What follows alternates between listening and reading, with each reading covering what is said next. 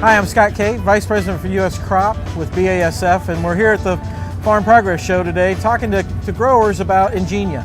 What decisions did you have to make this year that you made different than the previous year? So we've been dealing with some Waterhemp issues. We've done tests the last 3 years and had PPO and glyphosate-resistant Waterhemp. Some situations both, some just glyphosate, some just PPOs. And so the last 2 or 3 years, we've been growing seed beans the last 3 years dicamba tolerant, so we've had a little bit of introduction to that technology. And the last 2 years we've been growing them commercially, and of course 2017 was the first year we could actually apply dicamba product. Okay. And we chose to go with Engenia, the BASF product that we're really happy with the success there. I've driven around and seen a lot of different fields too, Yep. where it looks like some of the older systems are really starting to break down. Yes. Talk about your experience. We just could not kill some of these Waterhemp with anything we were throwing at them. And 2015 posed a big problem because we had such a wet June. We had 20-some inches of rain in June.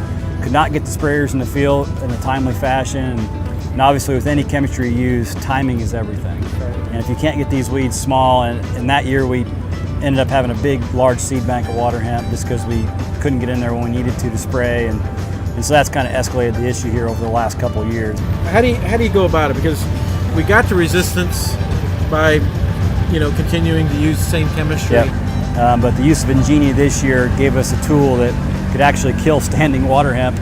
For the last couple of years, the PPOs have been maybe 50% successful, and so we finally have a product this year that gave us a lot higher success rate. We had neighbors that were right across the fence that were non-tolerant beans that we had no issue with. Okay. So we did a lot of homework, and talking to neighbors was a big part of it. I can't remember how many phone calls I made talking to neighbors. If I didn't know the guy, I would call his seed dealer and say, hey, what's this guy got planted?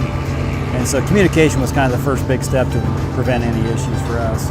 Was there any sort of a checklist or anything you went through when you actually applied the product? A lot of it was nervousness on our part too. We were nervous about, are we going to cause damage to somebody else's beans? Are we going to cause damage to our own non-tolerant beans? Right.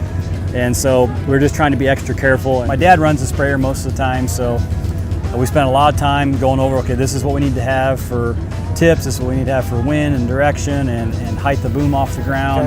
Okay. All those things, ground speed are all real important to us.